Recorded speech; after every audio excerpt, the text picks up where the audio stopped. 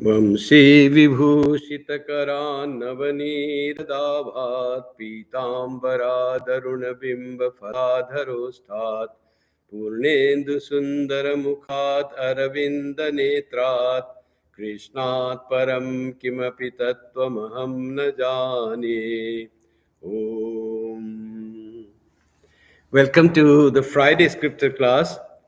And as you see, this is the Houston Vedanta Society, and it's being broadcasted from here.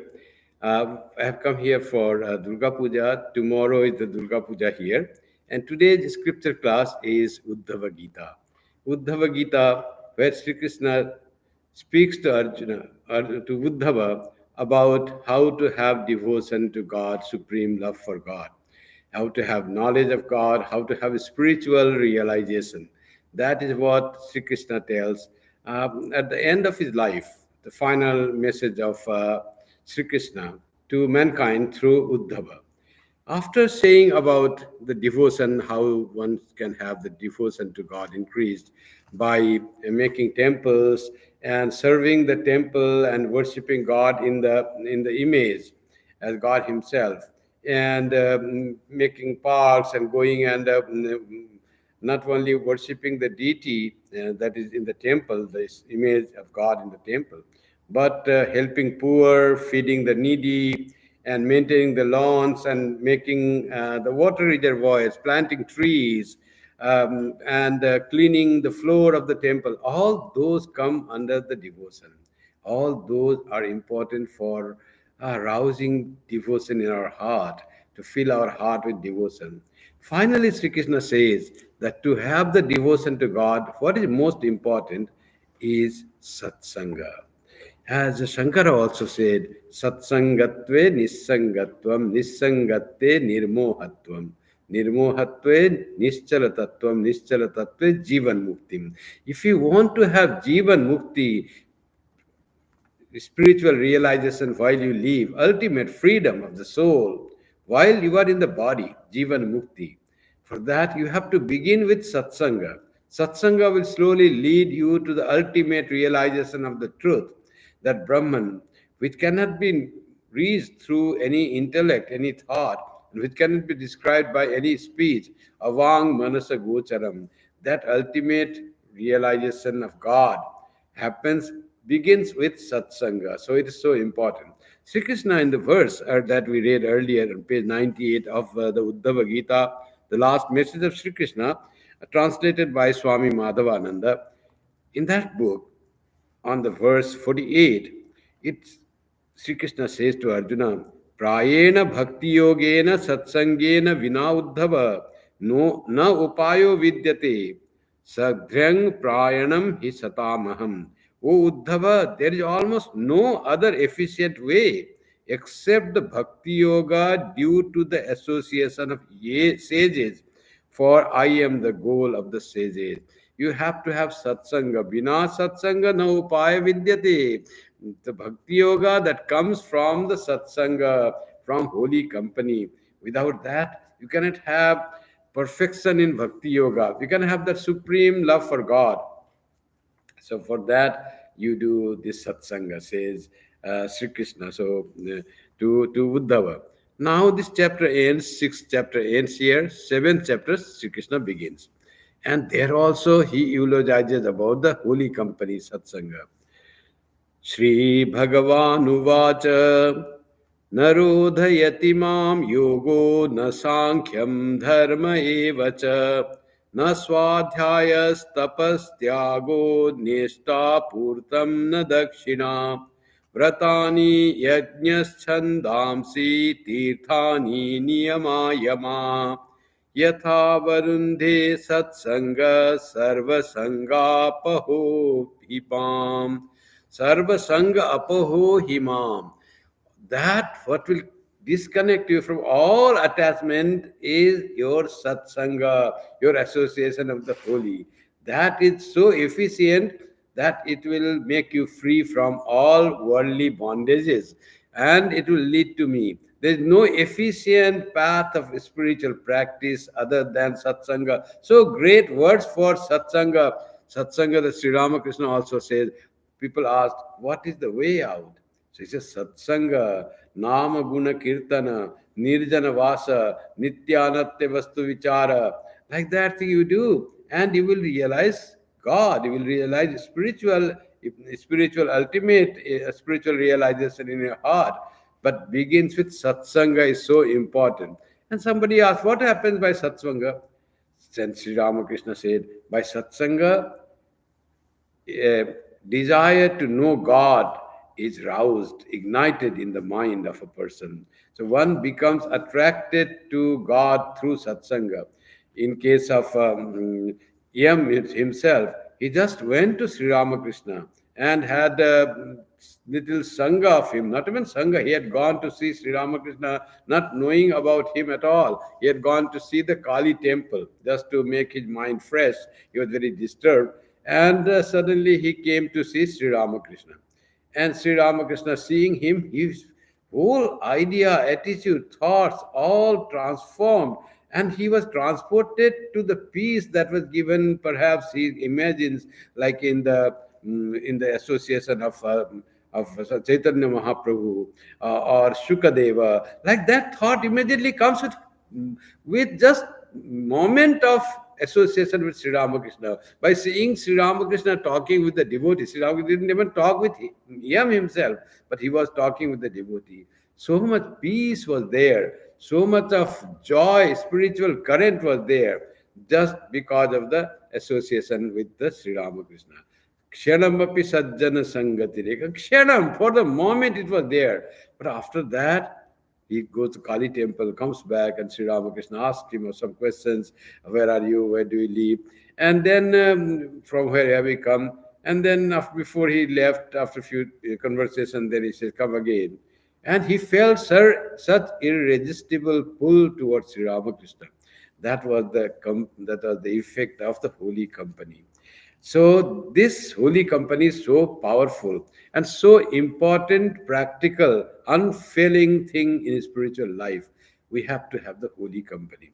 Now Sri Krishna praises this holy company in the words that will be it will be surprising to you how Sri Krishna keeps the holy company in his spiritual practice. At what degree Sri Krishna says holy company is. He says in this verse, just I recited, yoga, discrimination, that is discernment, piety, study of the Vedas, austerity, all these are important aspects of spiritual practice. Yoga itself, and discernment between real and unreal. Then piety, or dharma, and then study of the Vedas, swadhyaya, austerity, tapas, renunciation, vairagya, detachment, rites such as Agnihotra, very initial rite in the religious life, and works of public utility that Sri Krishna himself said you should do something for the people, for the temple. Charity, that is giving a gift and helping others, and vows of good doing good things, sacrifices, you share something that you have, secret mantras that we do japam, secret mantras, places of pilgrimage, that is also a very important part of spiritual practice for bhakti, rousing bhakti, going to different places where places of pilgrimage where the presence of God is felt more palpably than others. Going to temple is so important. Visiting the temples in the Vedanta Society, or whatever is your religious goal. In that, you go to the temple, Gurudwara, churches, mosque, you find the presence of God more manifest there. That is also a very important part of spiritual practice. And moral rules. Moral rules are yama and niyama. Brahmacharya, ahimsa, satya, steya, like those things, all five yamas and five niyamas. So brahmacharyas, ahimsa, etc. And then niyama, shaucha, santosha, tapa, etc. All those are the moral rules. Those are very essential for spiritual practice. Without observing those moral rules in our life, practicing yama and niyama in our life, neither there will be bhakti nor there will be yoga. That we need to have perfect moral life. Then the bhakti is possible. When life is not on particular path of ethical and morality, then how can you expect to realize and detach from the world? Morality is the way, the yama and niyama, by which we can live a perfect life of detachment from the world. You live a life like brahmacharya itself, the first one of the yama, one of the first of the yama, 10 moral principles. Yama, that brahmacharya itself says you have to have control over yourself, that you don't indulge in anything that is pleasurable for you. You have to always see that whatever the senses are dragging you, that is not for your good. Senses are friends if they take you towards God. Senses are enemies if they drag you towards the world and the pleasures of the world. You want to enjoy the pleasures of the world, senses are enemy for you. Control there, check your senses there. Brahmacharya. From that it begins. So when you have practiced yama and niyama, all this is saying about the spiritual path, particular as well as universal. None of these, so many things, very basis of spiritual practice are all these things. Every spiritual aspirant goes through all this. This we think is the spiritual practice. Going to pilgrimage, repeating God's name, practicing brahmacharya and other moral and ethical things in our life, and service for the public utility, donation. All these are the spiritual practice. What is spiritual practice other than these? Then Sri Krishna says, of all these, none of these, I say, binds me so much as the association of saints that roots out all attachment. Nothing binds me means binds me with the devotee, makes me closer to the devotee. Any of these is not as powerful as company of holy company, association with the saints. Because, and it gives the reason why is that so, how this association of the saints or company of holy or satsanga, the word is satsanga, association of the holy, sat means holy, how that becomes so powerful compared to all these spiritual practices, all very fundamentals of spiritual practices, but satsanga becomes so powerful. He says that it roots out all attachment, because the main thing is we are attached to the world. That makes us worldly. When we have love for God and we get attached to God, that makes us spiritual. That alone is the difference between spirituality and the worldliness. The worldly person, as Prahlada says to Nrisimha, when he ask for a prayer, ask for a boon, he says, I have seen you. What do I need? Anything more? And then still Nrisimha says to Prahlada and says, then give me that attachment to you, to your lotus feet, what worldly persons have for their possessions. So the attachment is the same.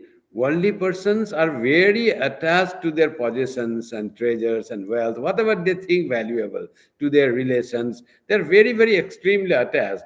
So let me have that attachment. The attachment should be the same, but goal is you. It should be you, O Lord. You are the source of all joy, bliss, and freedom. And world is the source of all bondage and all problems, anxieties, suffering.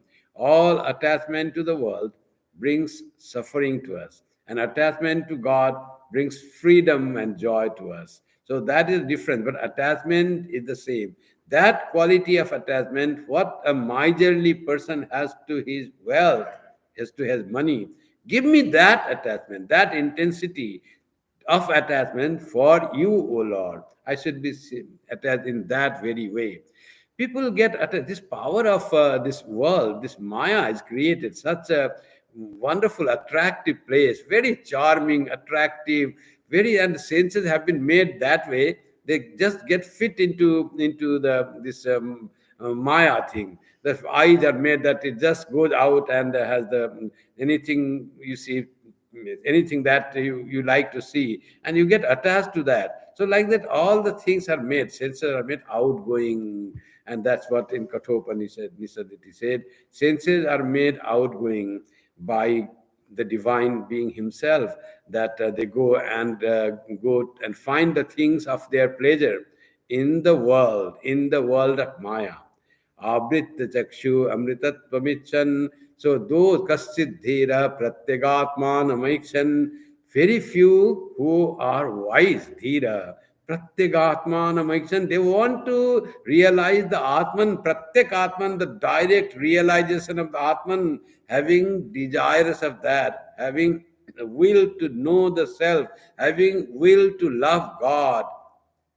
They what they do? Avritta chakshu. They turn the senses from the world to God, from the Maya to the soul, to the Atman.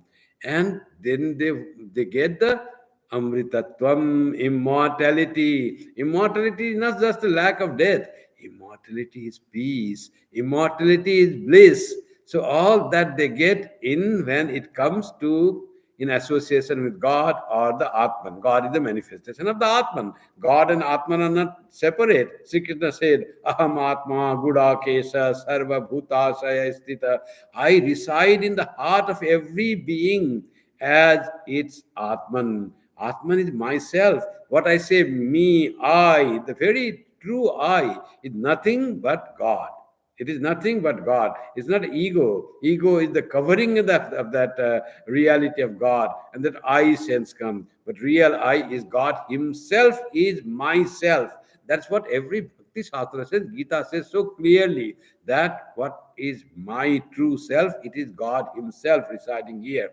So when we get connected to God, then amritatvam vindate. You attain immortality, you attain bliss, you attain freedom, you attain joy. All fear, anxieties, hatred, all gone, vanished.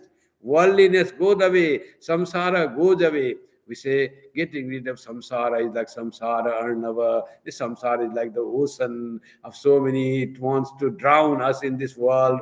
And how to get rid of this vast samsara? Are all being caught by the senses, pull us, drag us here, showing that it is pleasurable, it is happy, and we get into the search of happiness to this world. Wrong direction to search happiness. Happiness is not in the world. World is attracts us in the language of Sri Ramakrishna. Mice come to eat grains in the old time when there was not nice this grain storage system. People used to put all the gunny bags grains in the gunny bags and put a stack there in a room. And mice, it was not mice proof, and the mice used to come and they start eating the grains and finish. Then how the trader will do? So to make it rat proof, to make mice and rats don't go to those grains, stacked grains, what they did is they put little koi, the puffed rice, near that gunny bag down below. And rats came, and that puffed rice mixed with a little jaggery. They came and they saw nice food, and it is so sweet, and they started eating that. They enjoyed it so much, they never went to the rice, stacked rice grains. So, rice grains, Sri Ramakrishna says, is 14 times more solid than this puffed rice. One measurement of rice makes 14 measurements of puffed grain by volume.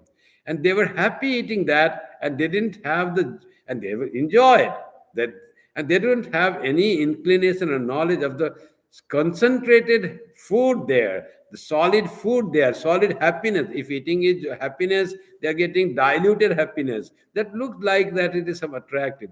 But the solid happiness was there in the stacks of the rice there in the gunny bags. So they didn't go there. They were all eating that puffed rice.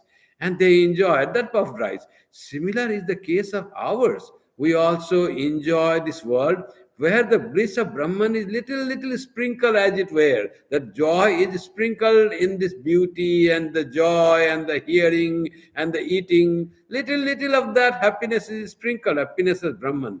And we enjoy that. We enjoy eating, we enjoy sleeping, we enjoy hearing, seeing, and then we forget God, which is the source of all that bliss.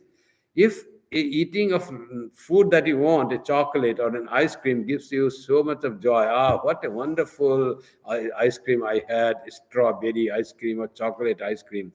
But if you find God, it is so much concentrated joy. You find much more joy in many degrees that concentrated there in joy, in God, the joy. So that we forget. That's why wise person will not go to this world. They know it is diluted happiness. It is temporary happiness. This happiness, it brings misery at the end. Ehi sangsparsaja bhoga dukkhayo naya evate adyantavanta kaunteya nateshu ramate buddha. Sri Krishna says, whatever we see, this joy we get from the contact of the senses with the sense objects, that is all beset with dukkha yonaya. They are the source of misery, suffering. Those who are wise, adyantavanta kaunteya, and they have the beginning and the end. They, when your senses touch are in contact with them, there is joy. Contact finished, no joy, all gone. So adi antavanta, they have beginning and end. Nateshu ramate buddha. Wise person will not indulge in such type of pleasures where they are the beginning and end, where it is the contact of the senses and the sense object. If you are wise, you see permanent joy. And that permanent joy comes from spiritual realization or God realization. And that comes, and the beginning of God realization is satsanga. And satsanga is greater. I am bound to the person who does satsanga, says Sri Krishna. I say, none of these all described, I say, binds so much as the association of saints that roots out all attachment when you start having holy company.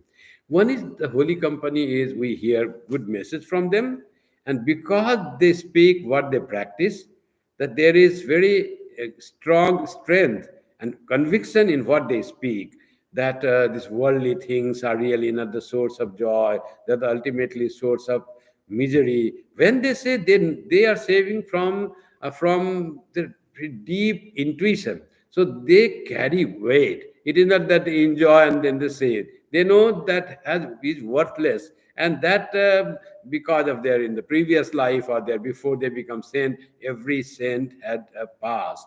So so every saint had a past because in the past life they might have indulged. That's how the senses go. But because they're wise, they knew that this is not good, and they just turned their eyes towards God. They turned their all the senses towards God. Give you turn to the senses and made it come towards God, not to go towards the world. And they found it. That's why there is so much conviction in their words that it really we feel, yes, what this person says is true. There is no joy in worldly things. So one is that the conviction in the words of the holy person. Another is holy person has some aura that emanates from the holy person. It cannot be explained, but being near the holy person in holy company of, if you have the holy person, that itself takes away all your attachment to the things. Somehow this holiness of the holy person, it seeps into your being. That's why they say holiness is contagious. It is also infectious, like when you come near the flu virus, you get the flu virus. Similarly, holiness from the holy person, all this detachment, all this peace, all love for God, just it seeps into you, and you have that attitude. They have that power. Holy person have that power in their holiness, that they can change your attitude. They can make you wiser. You are worldly, you will become saintly. That's why Sri Krishna says, nothing binds me so much as the holy company, because holy company roots out all attachment. All our problem is ego, and ego begets attachment. As they say, the klesas in the Raja Yoga, five klesas. What are the klesas? Klesas are avidya, asmita, raga, dvesa, avinivesha, klesha. Avidya, forget yourself, and then comes asmita, I sense. You forget that you are that Brahman. And immediately forgetting Brahman and thinking yourself as the some individualized being separate from whole, you become partial, you become part. Your wholeness, your true identity is lost, and you become asmita.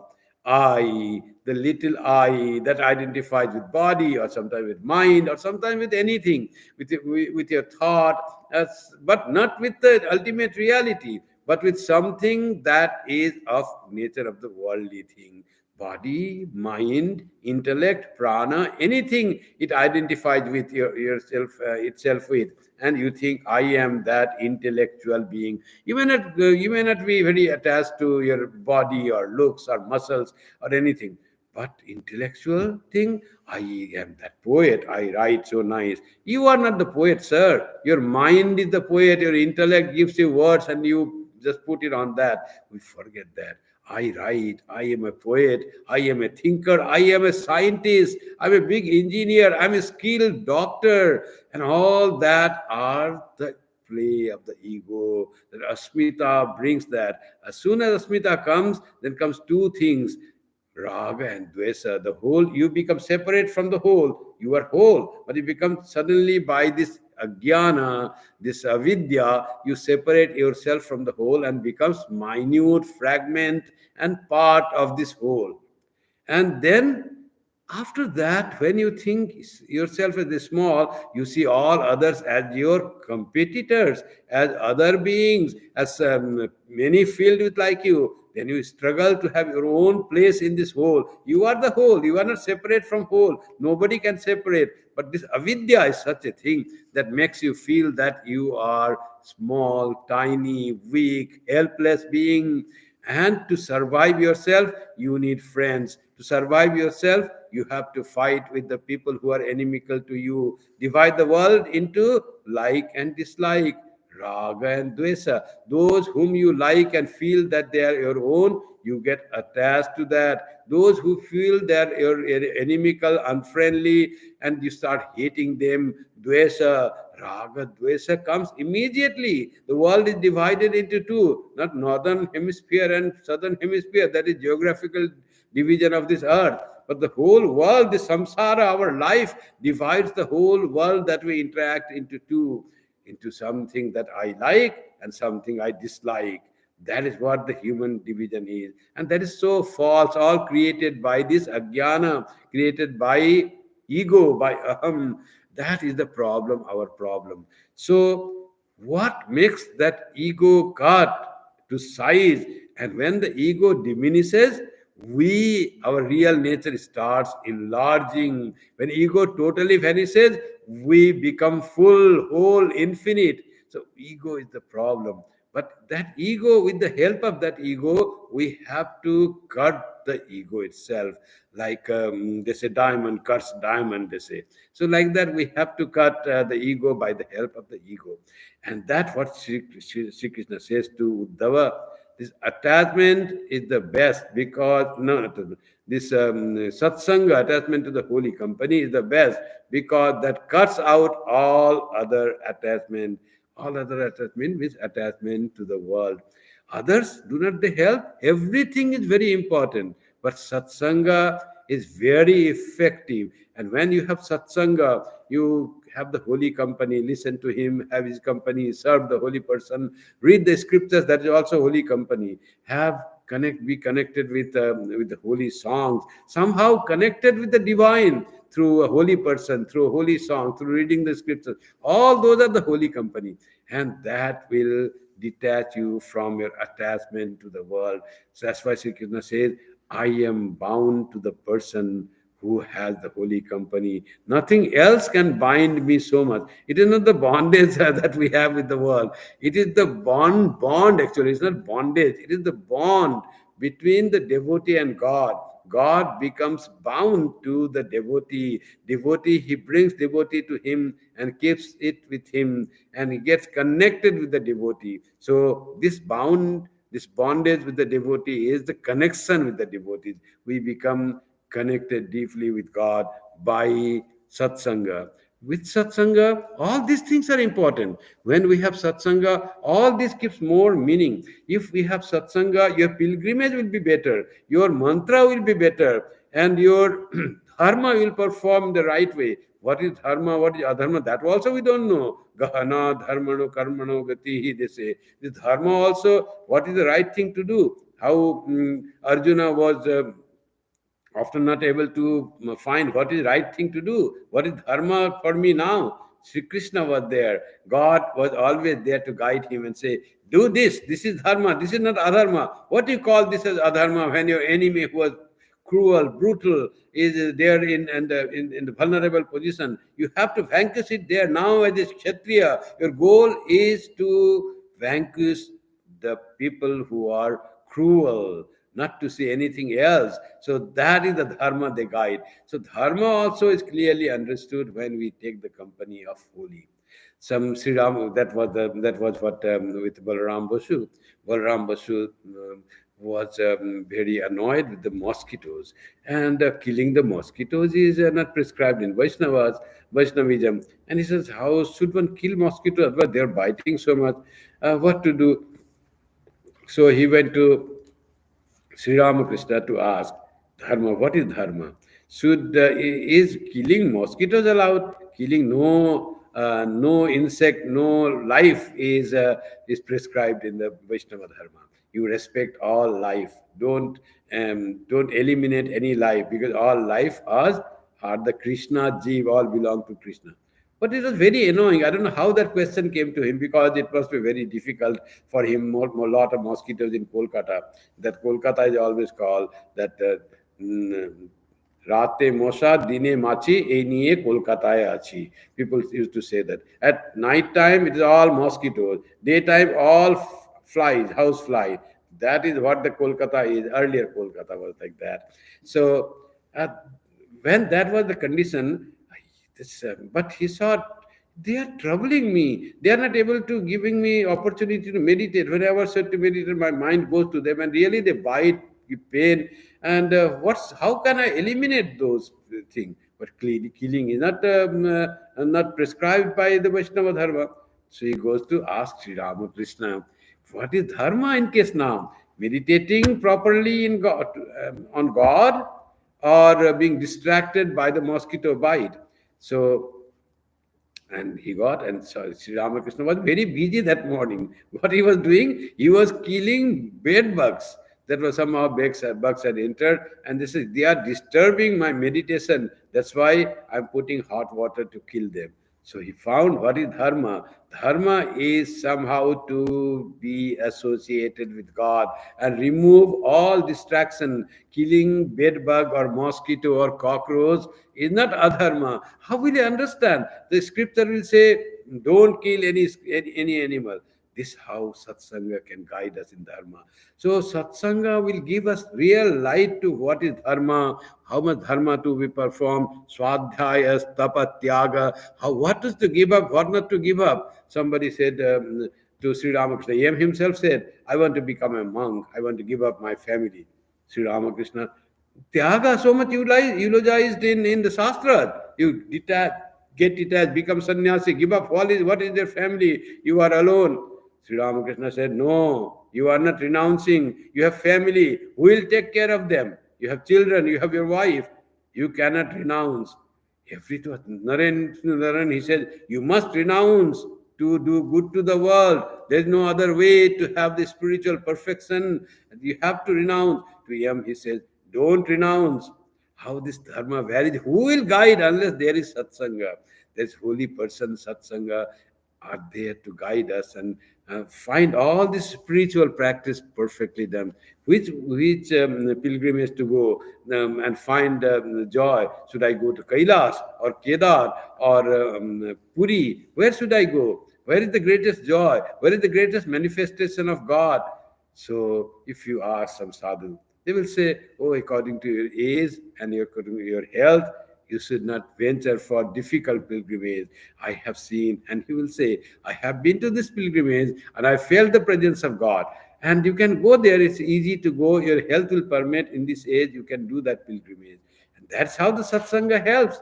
That one Swamiji, Swami Chidekananda is now giving a talk on mindset of pilgrimage, a mindset for pilgrimage. So you have to have what type of pilgrimage you can do. And when you go there, you said, I had wonderful realization. When you go to Amarnath, people see ice lingam, the Shiva lingam made of ice, naturally made of ice. It's not carved like we have the ice carving in some places. It is naturally made. Nature itself made by dropping the drop of water, and it freezes and it becomes ice lingam, huge ice lingam, the Tushara Linga they call. And people go have the darshan. It's very wonderful natural phenomenon. The nature itself creates the ice lingam, and Shiva's presence there. Many feel, some see there the white doves. Some do not see, but anyway, all with all very difficult pilgrimage you do and reach there and have the darshan of ice lingam. That itself is satisfying. Itself is satisfying when you have the darshan of that Shiva lingam, which cannot be seen other places anywhere in the world. But what if you see Shiva himself present there? Trikala Vadhita Shiva, the Shiva which is not controlled by three bondages, Trikala in three times. He is there in the past and the present and also in the future. Not only present, Trikala Avadhita, always he is present. So that Shiva, that auspicious being, that who is always immersed in yoga, who is ready to help the world, that Shiva's presence you feel there. Or you have the vision of Shiva himself, as we see on the meditation, people have found Shiva's form as having matted locks and snake and the ass is spear wearing the tiger skin. If you see Shiva sitting there in deep meditation, what a greater joy it would be than seeing the Shiva linga only there. Shiva linga itself is so much joyful. Seeing the Shiva, feeling his presence there. Yes, Shiva, everything is filled with Shiva there. Real presence. You feel the presence of Shiva without doubt. What a great joy. And when Swami Gambhiranandaji went there, what did he see? He saw Sri Ramakrishna seated there in all his blissfulness, in all his blessing. He giving blessing to all the pilgrims who are devotees of Shiva, devotees of Vishnu, devotees of Kali, whoever is going to this Amarnatha, he's all giving all that blessing to him. Sri Ramakrishna himself seated there. Swami Gambhiranandaji had that vision. And when we go to Amarnath now, after having this satsanga, this knowledge of a sadhu, of a holy person, then we try to feel. We may not see Sri Ramakrishna, we are not that pure and holy as yet, but we'll remember, oh, he saw Sri Ramakrishna seated there and blessing all. Then we sit closed eyes and feel Sri Ramakrishna's presence there. We can meditate on Sri Ramakrishna. That is much more than just seeing a Shivalinga in Amarnath with our this physical eyes, meditating on Sri Ramakrishna seated there. The vision one person had once means Swami Vivekananda said, any other person can have any other time. It is forever that human being can see that, can have that. Just we need to raise to that level of love of God, that level of purity and detachment, and then you can have that vision. Even if you don't have, thinking of Sri Ramakrishna being perceived by Swami Gambhirananda. This is all Tirtha, pilgrimage becomes so effective by the holy company. So that's why no doubt that how Sri Krishna says to Uddhava, nothing makes me closer to devotees like the holy company of the holy. Let's go to next verse, long three verses together. Again, the glory of Satsanga. Satsangena hitaidhataya yatu dhana mriga khaga gandharvap saraso naga siddhasarana guhyaka vidyadhara manusheshu vaishya shudra striyonteja rajastama prakritaya Tasmir Vastasmin Yuge Naga Bahavo Matpadam Praptas Twastra Kaya Dhavadaya. So this is the verse having two full verses, and third verse is also considered as one of the verses of one line verse, verse 3 to 5 of chapter 7 of Uddhava Gita. It says that it was through the association of the saints that the holy company, O sinless one, O Uddhava, that many who were of a Rajasika or Tamasika nature, such as Britra, Prahlada, and others attain me in different ages. So, whatever your propensity, whatever your disposition of your mind, whether Rajasika or Sattvika or Tamasika nature, they will attain me through Satsanga. And gives the example of Prahlada and Vritra. So Prahlada had the company of, Prahlada's mother had the company of Narada. And the Vritrasura also had went in search of God, and he was Vritra is Asura. She was very tamasika by nature, but they all attained God. Vritrasura, after his body fell by the very weapon made from the bones of Dadichi, attained me in different ages. Daityas and Rakshasas, beasts and birds, all different kinds of species. And Rakshasas are in the world they live, and they live a very cruel life. Not human qualities they have. Very selfish, uh, cruel, criminal. All these are the Rakshasas, as we call Kamsa and Ravana with the Rakshasas. Asuras are the like Vritrasura and Mahishasura, who are in different world. They are asuras. Rakshasas are the human beings, but having very different mindset, very cruel, like animals. They become very selfish, egoistic. Those are the Rakshasas, and Daityas are also similar, like person like that. Beasts and birds who have very tamasika nature, they have no power to think about anything higher. They are just think of only for their food, ahara, nidra, bhaya. Only these three, four things are there in their life. They want to eat, they want to sleep, and they are afraid of all the praise that come, and then they have procreation as as their quality, as their urge given by God.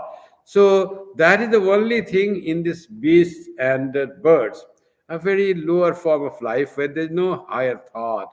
Intellectual glory is not there. There is no any aesthetic sense in them. There is no any thought of higher. Think of creation. Think of Atman. No question, because they are tamasika by nature, only attached to God, attached to this body, not to God. So that tamasika, even they attain me if they have satsanga. You know the story of Kakbhushandi. Vritra, Prahlada, and others attain me in different ages. Daityas and Rakshasas, beasts and birds, Gandharvas, Apsara, Nagas, Siddhas, Charanas, and Guhyakas. These are all different kinds of species in different sphere, different lokas, not in earth.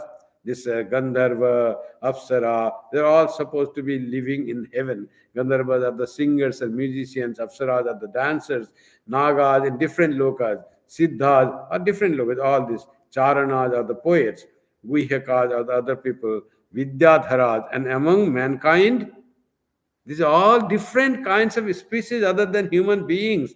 They all find me by the holy company, by the power of holy company. And among the mankind, Vaishyas, Shudras, women, and outcasts. So, whom you call outcast, whom you call Vaishya and Shudra, so different from and have no time for spiritual practice. Their life is all based on producing something. Vaishyas are busy in trading, and Shudras in cultivating. Like that, even those people who have no time for spiritual practice, who are busy in their trades, mm, and women were also not given proper that thing. That's why women came, because they were maintaining the household alone. There were the women at that time were not seeker of spirituality at that time. Their life was contained by serving their husbands and children, and their time was then in the kitchen. That was that time. So women were almost deprived of spiritual, their power and right to have spiritual realization.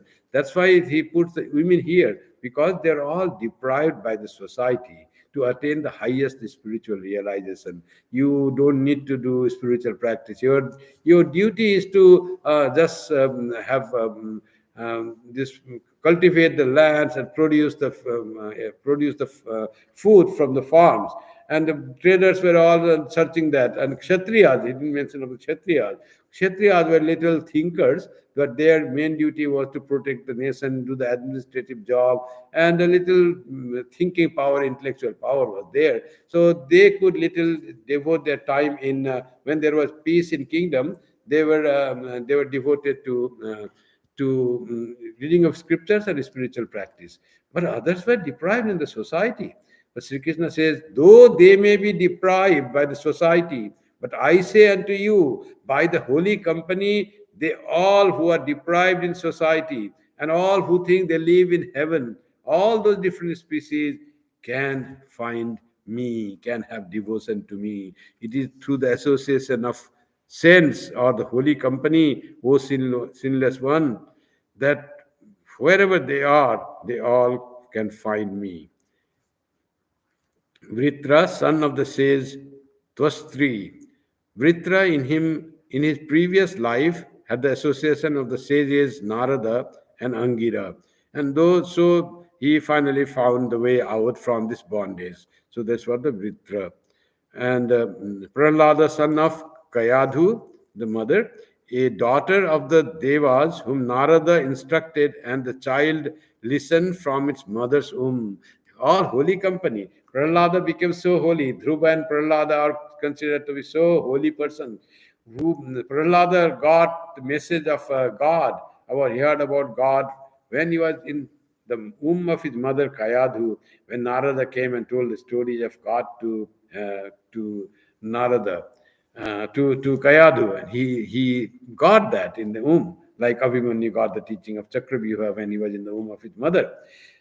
And what about Dhruva? Dhruva was going to forest to find way out to sit on the lap of his father by seeing God, getting the boon from God. And he meets Narada again there. Dhruva is not mentioned here. Exactly the holy company. Narada asked, where are you going? He said, I'm going to find God. What for? So that I can sleep on the lap of my father. My stepmother said, because you are not born of me, so you cannot sit on the lap of your father. Only my son has the right. So I'm going to search God for that, to get the boon from God. And Narada said, God cannot be found like that. Repeat this mantra, Om Namo Narayanaya, and God will come to you and He will fulfill your wish.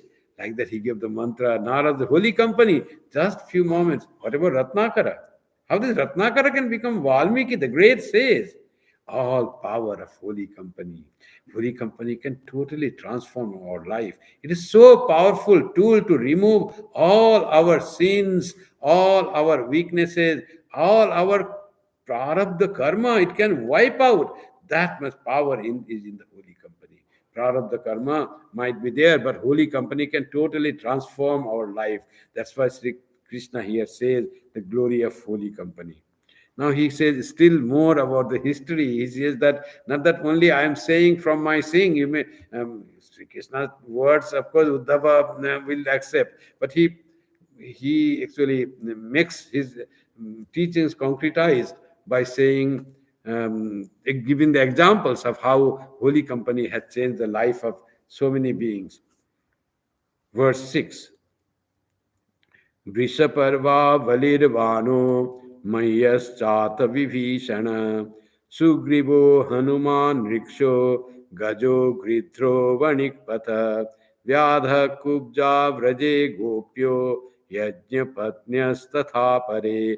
There are more examples, Uddhava, of the holy company, how it changed the life in the history, in the Puranas, in the mythology. That is our itihasa. In the itihasa, you find that. Vrishaparva, Bali, Vana, Maya, Vibhishana, it's not Maya, it's Maya. Maya Rakshasa, Maya Danava. Maya, Vibhishana, Sugriva, Hanuman, the bear Jambavan, the elephant Gajendra, the vulture Jatayu, the merchant Tuladhara, the fowler Dharma Vyadha, the hunchback perfume vendor Kubja, the gopis, as well as the wives of the Brahmanas, engaged in sacrifices in Vrindavana and others. He gives so many examples of all whose life was sanctified by the holy company and had great position and in the human history and mythology, human society, just by the power of holy company, how they changed their lives. So which Brishaparva, etc., was a demon who was brought up by a saint.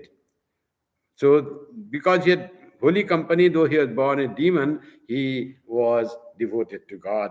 Bali associated with his grandfather Prahlada. Bali was born in a Daitya Vamsa, Daitya Vamsa. Prahlada was also heir of a Daitya, Hiranyakasipu's son. But how devoted he was, being born of a Daitya who is egotistic, power hungry, cruel persons who do not like God, who do not believe in God.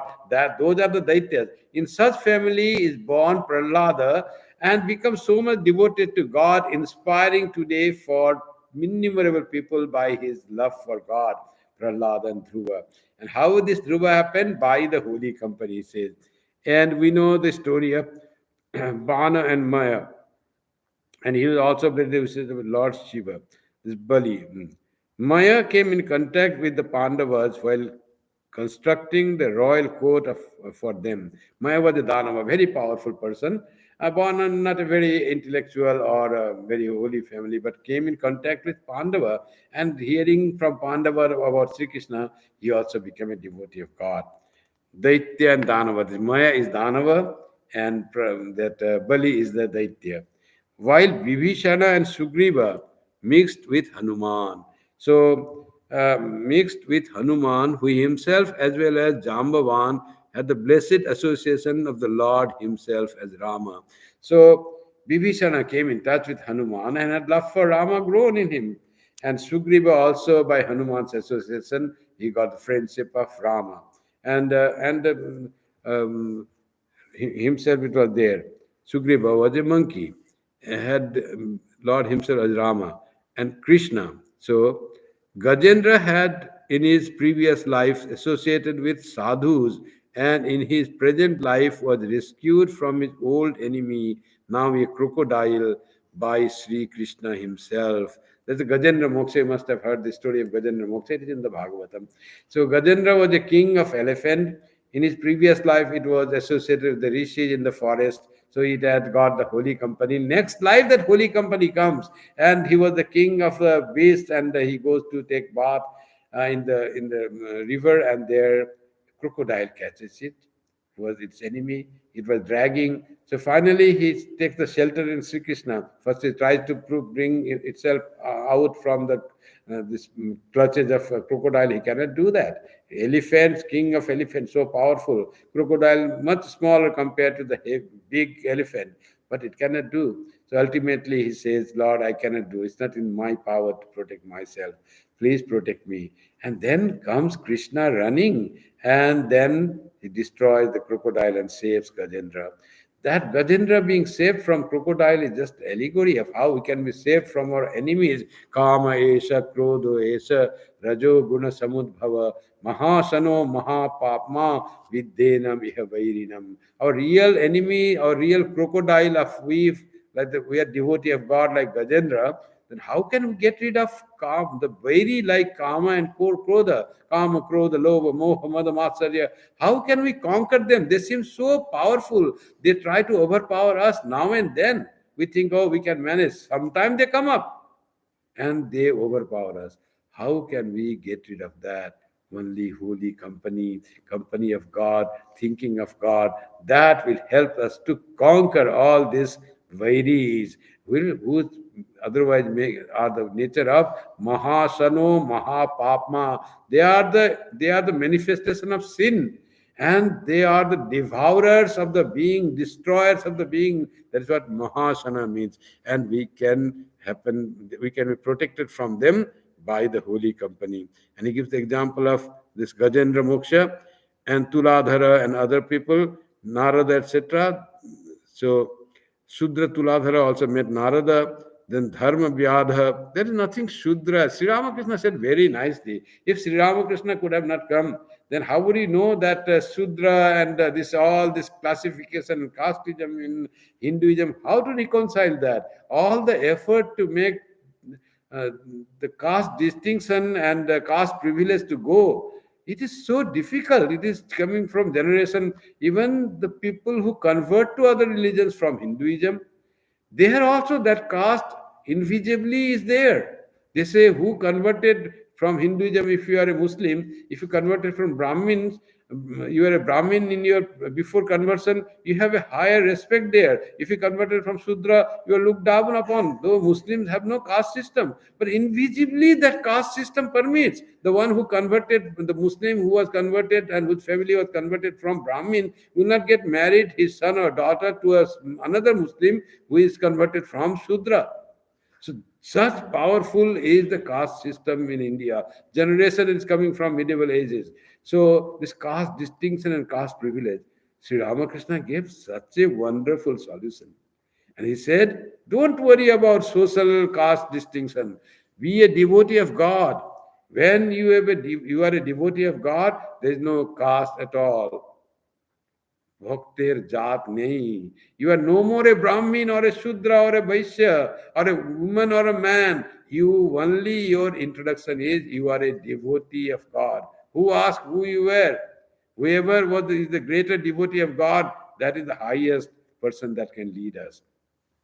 Don't ask about which religion he belonged earlier, what was his caste earlier. Nothing matters. Only what matters, how much love of God you have. Bhaktir Jat nahi. There is no caste for a real devotee of God. He has gone beyond caste. So that is the only way you can eliminate the problem of caste system in India. And he gives the example of Kubja, who were the fragrant sellers with the gopis, and Brahmana's wives had the association of Sri Krishna. Association of God incarnate. What can be better than that? He liberates all from these little pockets of ideas of caste and the richness and the poor. All that merges in the infinite ocean of the bliss of God. So Krishna himself. So Sri Krishna says about himself, you see, so wonderful. And and he says, by the association of the holy, all that were changed. Vyadha, Kubja, brothers, gopis of the brothers, all that holy company. What was the holy company? It was company of myself, O Uddhava, myself as the boy of Vrindavan. That the holy company they had, and all their little pettiness, that the caste distinction, all their ego, all melted, and they become true devotee of God just by the company of holy. Of course, they were very fortunate to have the company of the Lord Himself. This physical company of the Lord and this mental association with Lord, those are both are almost equally effective if we do not have the physical presence of Sri Ramakrishna. But we have Sri Ramakrishna in our, we can feel the presence of Sri Ramakrishna you in our heart, or in the shrine in our room where you have a photo of Sri Ramakrishna, or coming to the temple of Sri Ramakrishna. What we see here is photograph put there. Close your eyes and try to feel the presence that Sri Ramakrishna is here. Immediately you have the holy company and company of the incarnation of God. You forget all about yourself, that who are you, where you were born. Who thinks that? That you are so rich or poor? Nothing. You come from this place, you are here, you forget everything. You are in the divine presence of Sri Ramakrishna, the incarnation of God, the holiest of the holy, purest of the pure. That Sri Ramakrishna is present here. all thing goes away. You also have the company of Sri Ramakrishna, as the gopis had company of Sri Krishna, physical company. You have the mental company, as powerful as the physical company. If there is no mental company, physical company is also useless almost for many persons. It has to be the mental understanding. Dhira has to be there, because Buddha has to be there to understand the power of holy company, the power of the association of God. When we can, through our mind, feel and think of the presence of God here in the temple, in our heart, we have the holy company, like the brothers, gopis of the Braja had the company of Sri Krishna himself. And all that makes same effect in us, same power in us.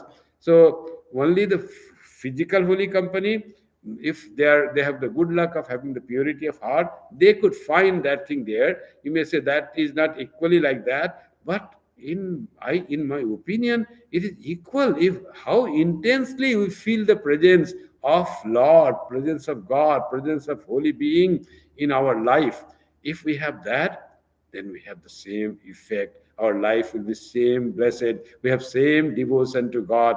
It is Sri Ramakrishna still lives. Krishna, Jesus, all they are the living presence. It is so powerful life they bring in this earth with them, that if their body goes away, but their presence remains here. It is forever as long as the earth remains. So they are not gone. Physically, they may disappear, but they are present, and their presence can be felt if we can tune our wavelength to their wavelength. That is making our hearts pure and having tremendous love for Sri Ramakrishna. The one being to be loved is God. All the real flow of our love is so glorious and pure thing that its flow should be only towards God. If you make the flow of love towards world, it will dissipate, misunderstood. They will not find the importance of love at all, and that will gone away. It will not produce the desired result that love, the powerful tool of human soul, can produce. That power of love, binding with the divine. That's why it should flow towards God. When you have the right flow, then everything is pleased. Tasmin tuste jagat tustam. When God is pleased, everyone is pleased. They give the example of watering the plant. If you water the plant on the leaf, on the twigs, on the branches, will water tree benefit? Nothing. You water in the at the root, and then everyone gets water, leaf and twig and the branches and the flowers, everyone gets that water. So if our love of our heart flows to God, flows to Sri Ramakrishna, flows to your Ishta, then everyone will be nourished by that flow of love. Your children, grandchildren, your parents, your friends, your colleagues, all will be benefited, because you will be a different person. You will no more be a Brahmana or Shudra or woman or man. You will then become a devotee of God, a true devotee of God, whose paradigm has changed, whose attachment has gone, who now lives in the joy and bliss of the purity of heart and love of God. So, love of God has to be increased in our heart. And the one way to begin that is the holy company. And holy company will say how to get the holy person in our life. This is now so easy nowadays. You can have through internet, through YouTube, you can have the holy company. You really have the presence of the Swami that is speaking. He really speaks if you're present there in the hall when he was speaking, and now you listen on YouTube. If you focus that, you feel the presence of the speaker there in your place, in your room, and it will have the same effect. And also, holy company, you want the teachings of Sri Ramakrishna. You don't have physical company of Sri Ramakrishna. Read the gospel. Sri Ramakrishna will reveal from the teachings, from his pages. When M writes about the things of Sri Ramakrishna, it is Sri Ramakrishna is speaking. You'll feel that Sri Ramakrishna is speaking. If you can meditate deeper, go deeper, you can even visualize the Sri Ramakrishna's lips moving, that he is speaking these words, that beautiful words of love coming, pouring out from your lips. That stage may happen when that person was listening Gita. and Chaitanya Mahaprabhu was there, and that person was crying listening to the Gita. Then Chaitanya Mahaprabhu asked him, "Do you understand the Gita that it is being explained?" He says, "I don't understand anything of the Gita." "Then why are you crying?" "Oh, I don't understand message of the Gita. It's very intricate, this Sanskrit and explanation in Sanskrit." But what happens, when that person starts speaking about Krishna and Arjuna and the message of the Gita, that Arjuna and Krishna seated on the Ratha just come in front of my eyes. I close my eyes, and in front of me they are there. They are talking to each other. I don't understand the language. I don't understand the message, but I see them speaking, talking. This two person on the Ratha, and that brings out tears of joy from our eyes and flows down to my cheeks and wets my chest. That is what happens when we have deep love and faith in God. May Sri Ramakrishna give us that holy company by which we can feel his presence when we read gospel. We can feel his presence when we see his photograph. From photograph, as Sri Ramakrishna saw Jesus, Madonna and child on photograph, living, bright, and effulgent. May we be able to visualize Sri Ramakrishna, Holy Mother, and Swami Vivekananda in the same way. And may our holy company lead us to the purity of our heart and vision and love of God. Om. Om Shanti Shanti Shanti Hari Om Tat Sat Sri Ramakrishna Arpanamastu Jananim Saradam Devim Ramakrishnam Jagadgurum Padapadme Tayo Shritva Pranamami Murmu.